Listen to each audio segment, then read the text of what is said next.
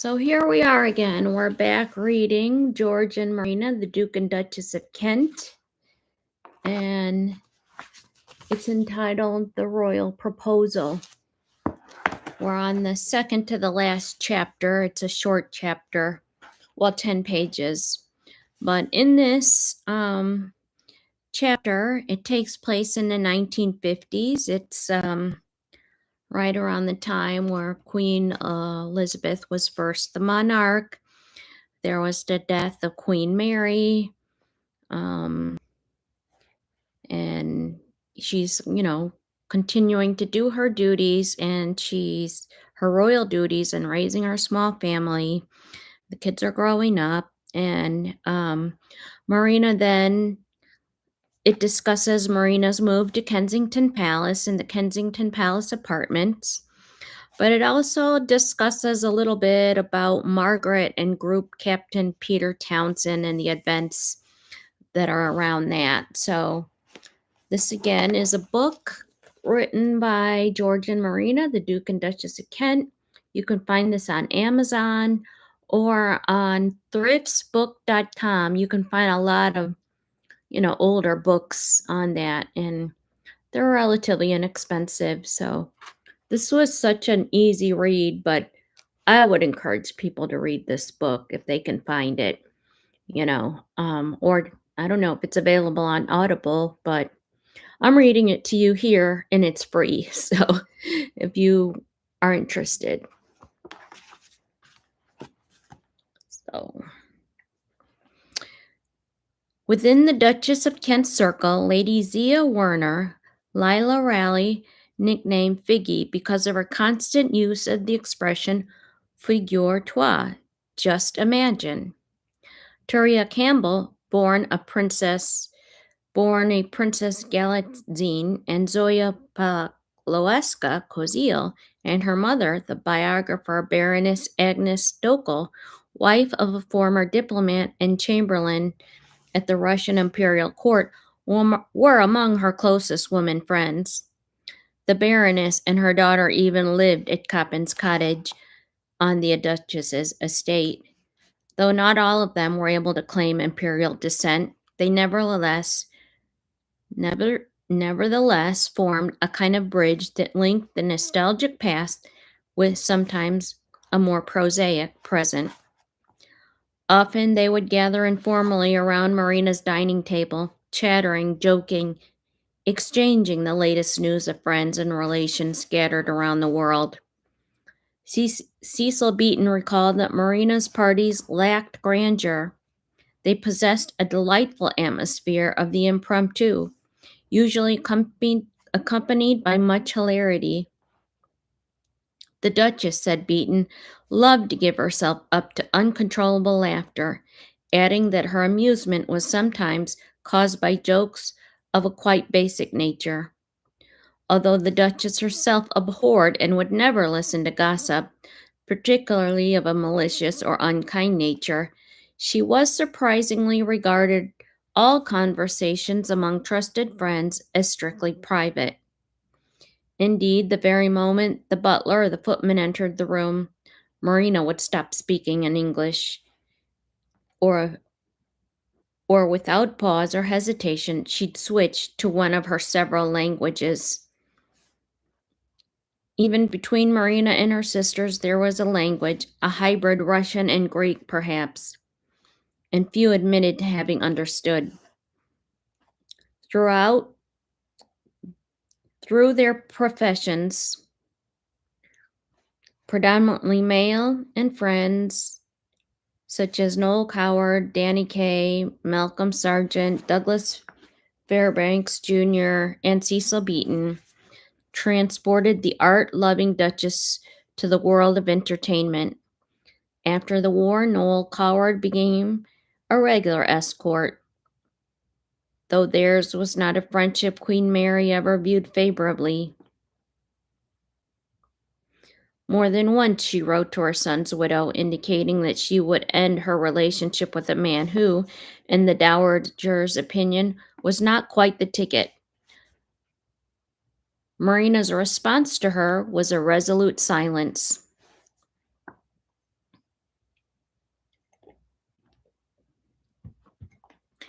As with the diaries Coward kept during the 1930s and 1940s, so his journals for the 50s and 60s were peppered with regular references to Princess Marina. On the 25th of June, 1951, for instance, he noted, "Went with the Duchess of Kent to Covent Garden to hear Boheme. Victoria de Los Angeles sang well, but looked like a musical bun. Took the Duchess to dine at Ivy, and then to the Palladium for the Sidfelt benefit. Also went with the Duchess to the highest spot to see Judy Garland." As the years passed, were many such references.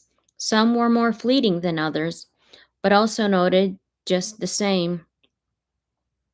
Lunch with the Duchess and Princess Alexandra, and had tea with Princess Marina, and so on.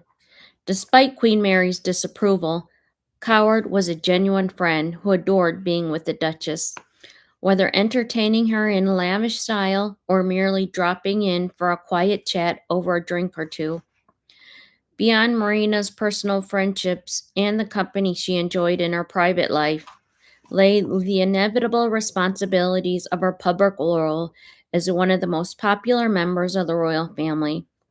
And of her official appointments, she was referred to in an earlier chapter as one that always gave great pleasure with her presidency at all of the England Lawn Tennis Club.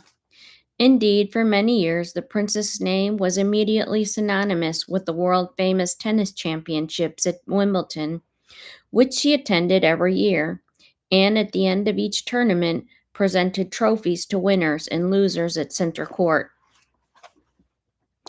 Another organization to which she was dedicated to was Alexandra Rose Day, which, as noted earlier, had been established by her great-aunt Queen Alexandra.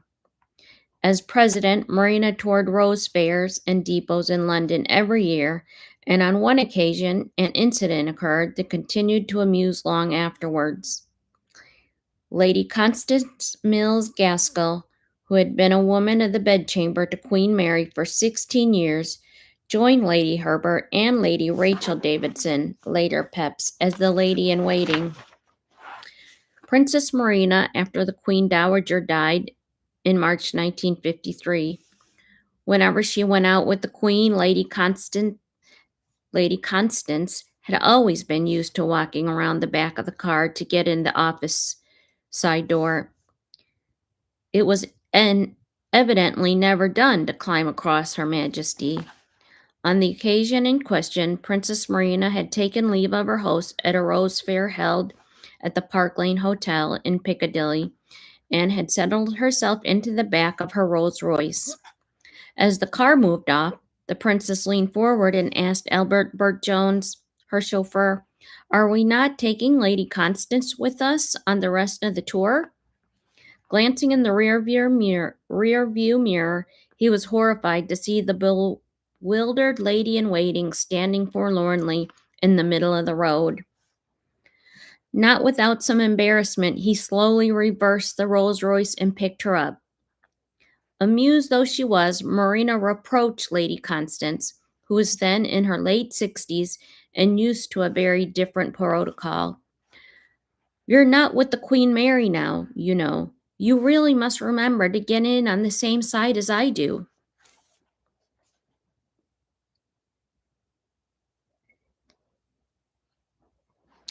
Since the early days of her marriage, the Duchess of Kent had maintained a full and comprehensive diary of official engagements of her own. But with the start of a new reign in 1952, particularly at the time when there were far fewer members of the royal family than there are today, no more than a handful of working age, she was also to act as the Queen's representative abroad. The very first tour the Duchess undertook was in Singapore, Malaya, Sarawak, North Borneo, and Hong Kong. The idea for this particular 5-week tour came when the Duchess received an invitation on behalf of Singapore Anti-Tuberculosis Association to open their new clinic. As president of the National Association for the Prevention of tuberculosis in England, Marina had no hesitation in accepting. It was then that it was suggested that while in Singapore she might visit the Women's Royal Naval Service, of which she was, of course, Commandant. And then, as the Colonel-in-Chief, she'd fly to Kuala Lumpur in Malaya to inspect the 1st Battalion, the Queen's own Royal West Kent Regiment in Kuala Kubu Baharu. Once the basic framework of the visit had been worked out, a further 65 official engagements were added to the Duchess's schedule. Within 3 months, her every move had been timed to the minute, and on Saturday, the 27th of September, 1952, accompanied by Eddie, Marina left London aboard the BOAC Argonaut aircraft at Atlanta.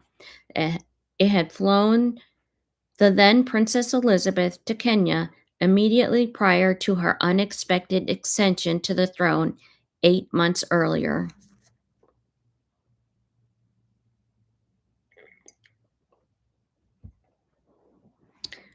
With the Duchess and the 16-year-old Duke of Kent traveled Lady Rachel Davidson and Johnny Althorpe, otherwise Viscount Althorpe.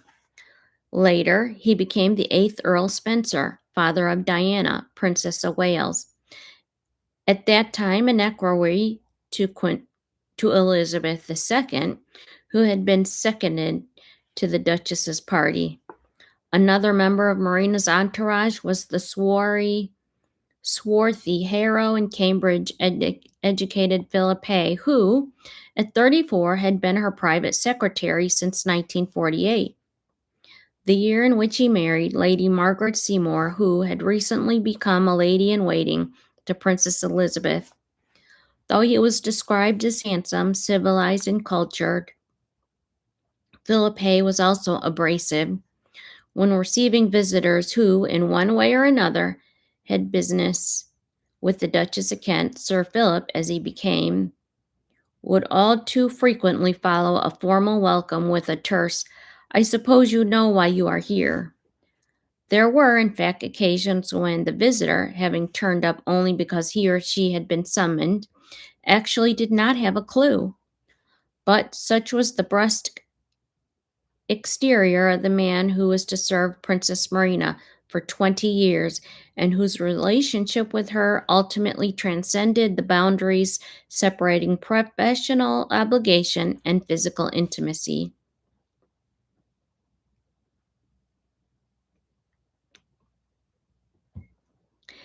Hay also came to represent an important father figure to the lives of Marina's children, especially to Prince Michael, whose interests he continued to manage long after his mother died. Later, Hay also became comptroller of the Duchess of Kent's household, and as such was responsible for the sometimes difficult dealings with the Treasury and Inland Revenue over the Duchess's income and expenditures, and with the Foreign Office, Commonwealth Relations Office, and what was then still known as the Colonial Office when it came to overseas tours, including that undertaken to the Far East by Princess Alexandra in 1961. With the itinerary carefully arranged, costed, and agreed to to the last detail, Hay ruffled feathers when at the last minute the schedule was changed at an enormous expense to the Colonial Office, not only to enable the princess to stay with friends in Canada for 3 days on the way out, but also to visit ancient ruins in the Aden on her way home. In addition, a demand was made for a clothing allowance that would today be worth tens of thousands of pounds. A Treasury official noted, "We are considerably perturbed at the way in which Sir Philip Hay has extended the itinerary originally agreed."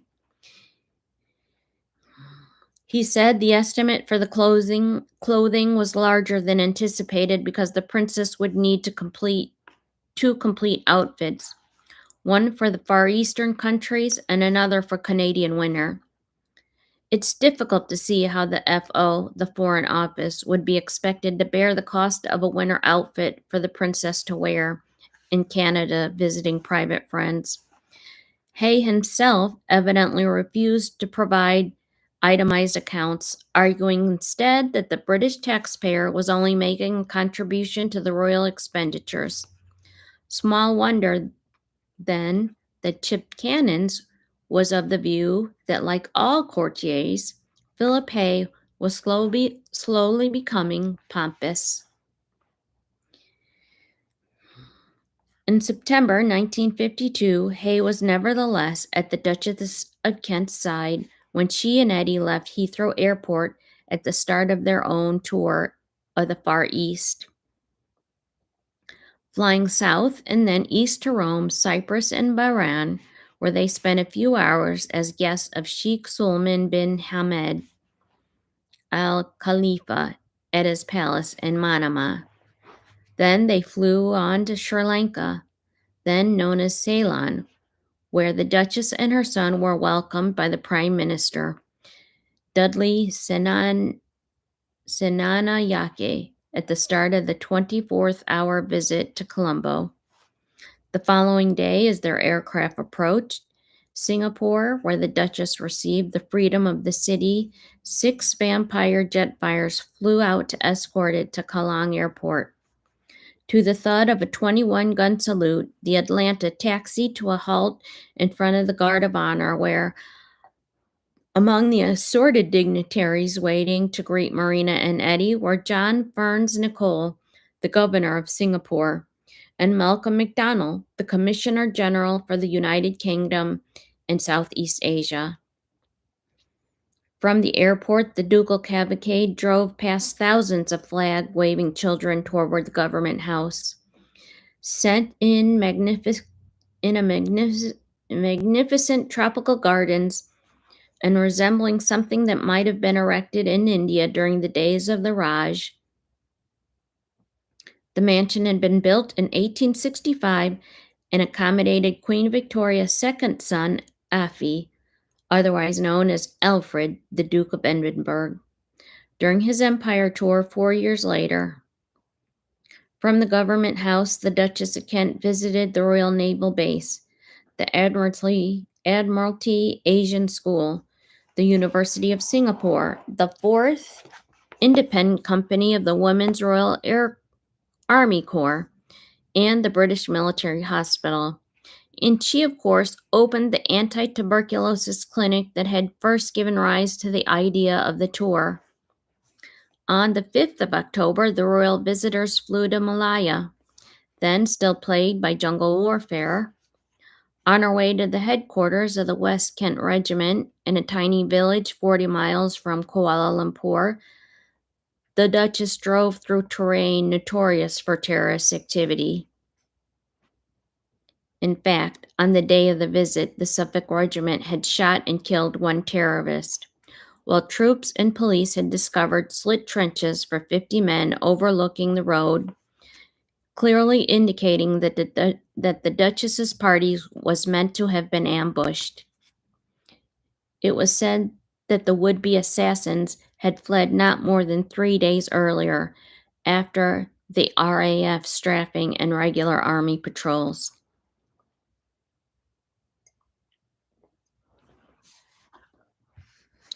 By comparison, Marina's visit to Sarawak and North Borneo were sedate affairs, though she did receive a deputation of Malay, Dayak, Malanas, Kayan, and Kenya, and Marut tribesmen, who had not long given up headhunting in its most literal sense.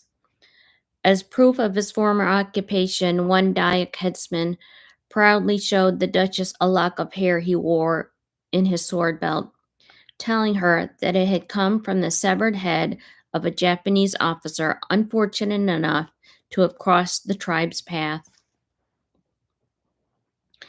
In North Borneo, Marina's engagement included opening the recent completed barracks and police headquarters that were named in her honor, and the Duchess of Kent Hospital. Meanwhile, Eddie, who had celebrated his 17th birthday on 9 October, had been spending a couple of days in the mountains with Baju tribesmen hunting wild boar, though in the event, their only catch was a single civet cat. The tour continued with a visit to Brunei, where the Duchess and her son were greeted by the Sultan, Omar Ali Safuddin, and were carried to the Sultan's palace in a state litter accompanied by an escort of staff carrying officials dressed in colorful silk outfits. At the oil town of Syria, the Duchess was invited to christen the new oil well that had been named after her, which, in traditional ship launching style, she did, carefully aiming a bottle of champagne at the narrow drilling bit.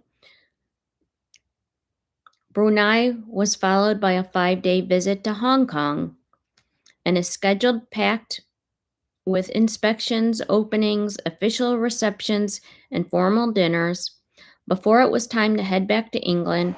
And arriving at the London airport, Marina and Eddie, as was usual in those days, were met with a full reception committee.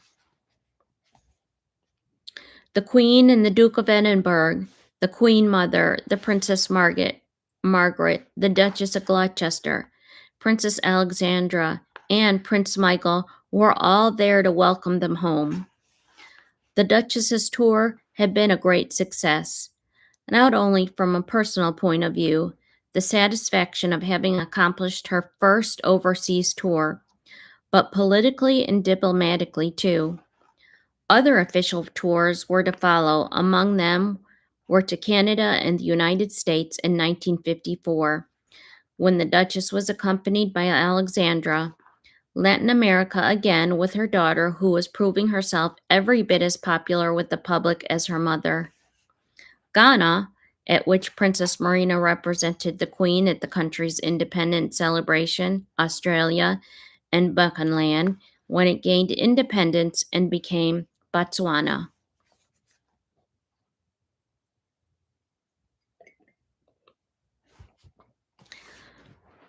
At the end of 1952, soon after she and Eddie returned from the Far East, the Duchess and her children journeyed up to Norfolk to spend Christmas with other members of the royal family at Sandringham. That year, however, it was not without its sadder aspects. For Marina, it would be the 10th Christmas to have passed without Prince George. But for her sister-in-law, Elizabeth, the Queen Mother, it would be the first of 50 Christmases she would know without her husband, Bertie, otherwise King George VI, who had died only 10 months earlier in his ground floor bedroom, looking on to the pleached lime avenue and the north garden that he had planted. Sometime later, Queen Elizabeth, as she was known within the royal and court circles, commiserated with a recently widowed friend. "I do hope Christmas time did not make you feel too sad. It is such a thing of memories that I find, and one is thankful when it is over." By the time the royal family reassembled at Sandringham the following year, 3 more of its members would be absent. Marina's redoubtable mother-in-law, Queen Mary, had died at Marlborough House on the 24th of March, 1953, at the age of 85. And the new young queen, whose coronation was about to take place on the 2nd of June, and her husband Philip, were away in New Zealand on the first phase of their epic 6-month coronation tour of the Commonwealth. But now Princess Marina was the only one of the small family into which she had been born still to be involved in the royal duties.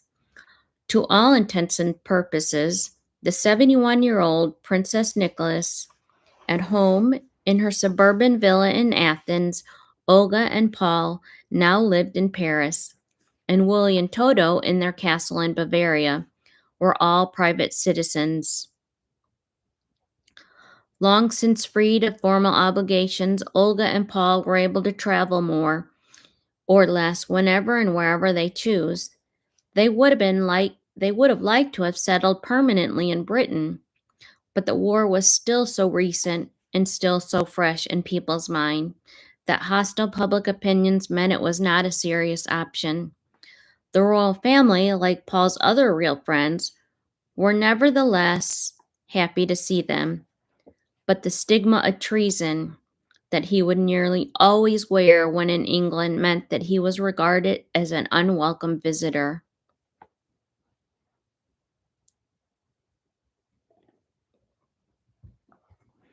As a visitor, he came just the same, though in 1954 his presence was touched by tragedy. 5 years earlier, Paul and Olga's younger son, Nicholas, had followed in his father's footsteps to Christ Church, Oxford, and in 1952 had joined a city banking firm. On the night of the 12th of April 1954, the 25-year-old prince, who'd been to a party near Windsor, was heading back to London through a nearby Dashet when his sports car skidded, overturned, and threw Nicholas face down into a ditch. He drowned in a few inches of water. At Coppins, where the family was assembled, and where memories of Prince George's death must have returned to haunt her, Marina tried to comfort her sister and brother-in-law in the overwhelming grief. A few days later, Nicholas's funeral took place in the local church of St. Peter in Ivor. Throughout the night before Paul sat alone beside his son's coffin, while outside 2 policemen stood guard, a deterrent to reporters and other unwanted visitors. Nicholas, who in October 2012 was finally reinterred along with his parents in the family mausoleum in Opelnek, in the small town of Topola in central Serbia. He was first buried behind the church in the graveyard at St. Peter's. In the spring of 1954, the Duchess of Kent accepted the Queen's offer as a permanent London home, something that had become a consideration after Queen Mary died, and Marlborough House, which had provided Marina with a base. It was in the process of being dismantled as a royal residence.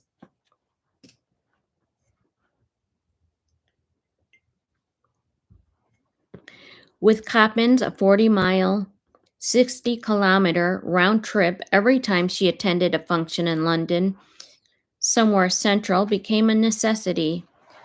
As we saw earlier, what the Duchess had been offered was an apartment at Kensington Palace.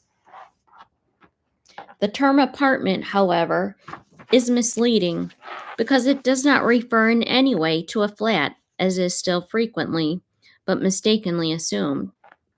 At Kensington Palace, built by Sir Christopher Wren in the late 17th century, the best description of a royal apartment is large.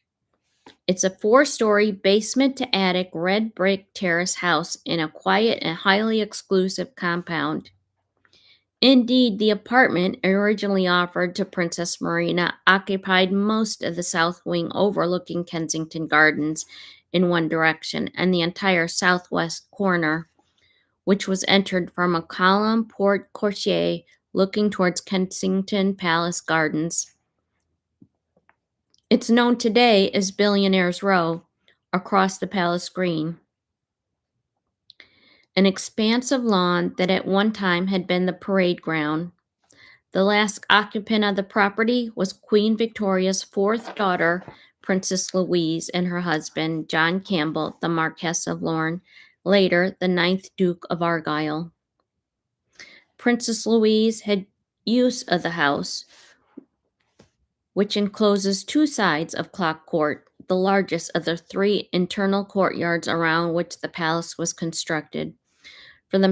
From the time of her marriage in 1871 until her death in 1939, which was 15 years later, the empty, dilapidated property was not only in need of renovation, but in its entirety, there was more than 40 rooms. It proved much too big for the Duchess of Kent's requirements. The result was that the house was converted into two separate residences, designated Apartment 1, which the Duchess would occupy, and Apartment 1A. In 1962, again after greatly needed restoration, 1A became home to Princess Margaret and her then husband, the Earl of Snowdon. Today, it is occupied by the Duke and Duchess of Cambridge.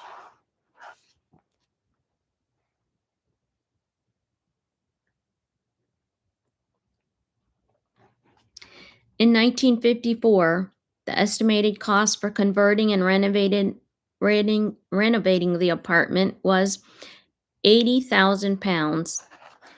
In the event, the bill became £127,000, and furious MPs demanded to know why. Having regard to the urgent need for economy, the government was prepared to foot the bill at the time when the country was still picking itself up after the war, and when 14 years of food rationing, other restrictions had been gradually phased out, was only just coming to an end. Given that hard-pressed taxpayers already contributed to the upkeep of the monarchy, it wasn't difficult to understand the strength of people's feelings on the matter. The Duchess of Kent, however, was deeply upset at the furor from both sides of the political divide, not least because if the fabric of a historically significant building was to be preserved and maintained as part of the national heritage, the work was a necessity, not a luxury. In fact, there was much to be done at Kensington Palace as a whole. The north range of Clock Court and parts of the Queen's apartments, as further examples, had been badly damaged by incendiary bombs in 1940, with the result that the roofs and the gaping window frames lay open to the elements and the inescapable effect of further decay and destruction. In the end, shortage of money and available materials meant that the long schedule of repairs to the palace would take over 3 decades to finally complete. Despite the protests, works on Apartment 1 went ahead, and the Duchess was finally able to move in on the 21st of October, 1955, by which the attention of both the press and the public was very firmly focused on the cliffhanger outcome of Princess Margaret's romance with the divorced wartime fighter pilot Group Captain Peter Townsend, and the question of whether they would or would not marry.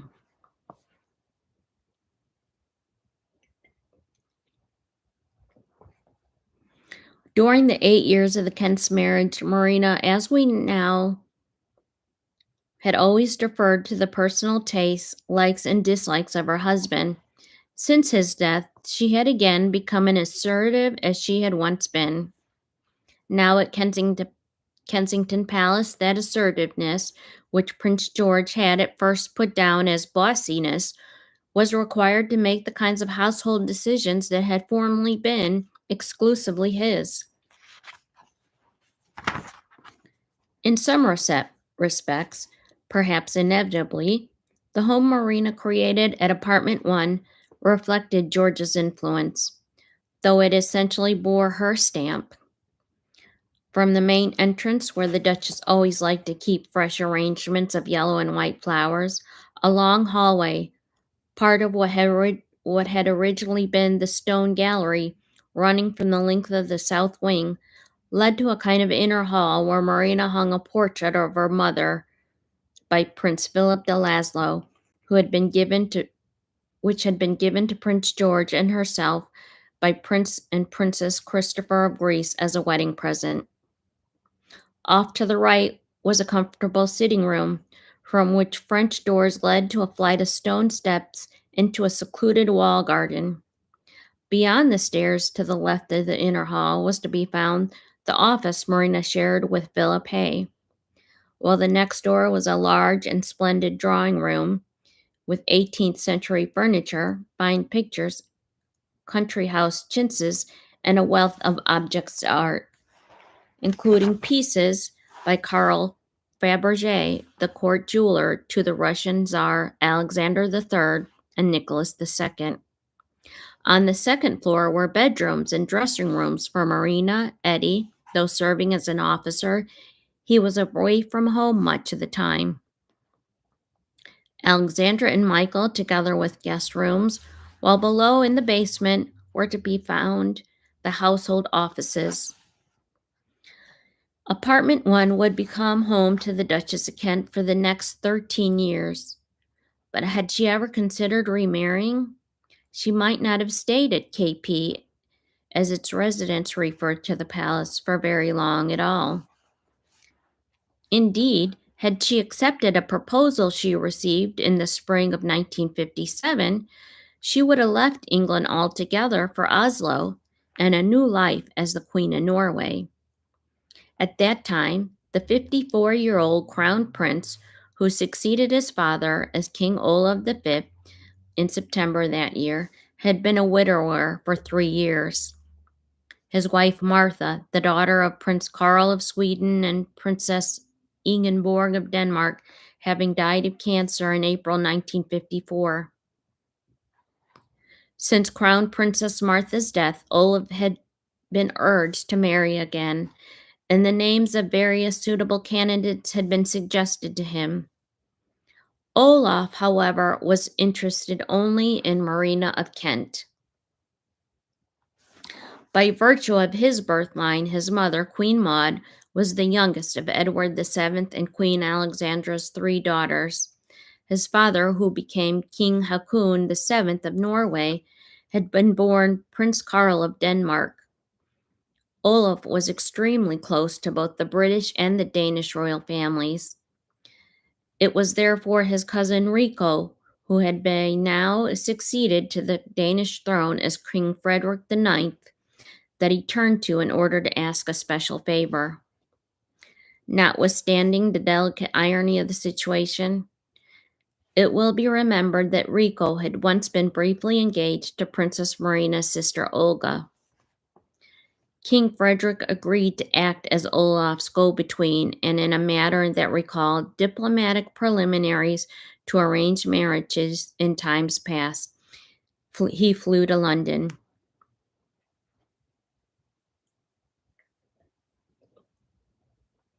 Over lunch, he explained the nature of his visit to the Queen Mother, who in turn was recruited to act as a special envoy.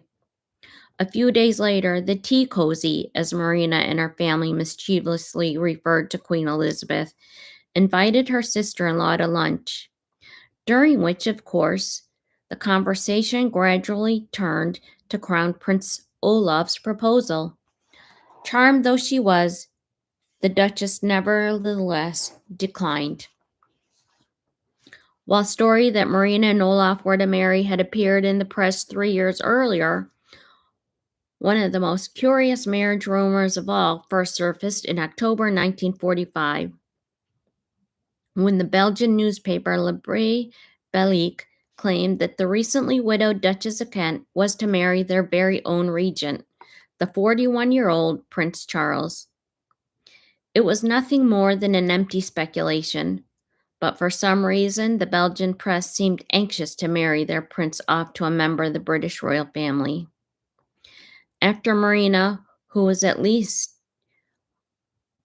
much the same of age, the Belgians decided that Charles was about to become engaged to Princess Elizabeth, George VI's 20-year-old daughter, who, as it happened, was already deeply in love with Marina's cousin, the Philip of Greece. Princess Marina's decision not to remarry was in tribute both to Prince George and to their children. Yet even so, she neither disguised nor denied the need for a man in her life, though if, for the most part, their identities remained unknown, it is for one very simple reason, that each of her relationships was conducted with the utmost discretion, one of the hallmarks of Marina's existence. That said, it is an irrefutable fact that she and Sir Philip Hay, her private secretary, were lovers for many years. Another paramour was Sir Philip Sargent, the famous conductor and composer who, according to his biographer, Richard Eldis, also had a long-standing affairs with the Queen Mother's niece, Diana Bowes-Lyon, and with Lord Mountbatten's wife, Edwina. It is believed, as his wife Angela publicly avowed, that Marina was also involved with the theatrical agent and serial philanderer Robin Fox, father of the actors Edward and James, and grandfather of Amelia, Freddie, and Lawrence. And that's the end of it. So that is chapter 15. And we are getting down to the last chapter, which is Towards an Untroubled End. So, and this is kind of a long chapter, but it's a very poignant chapter, so I might break this up into two parts.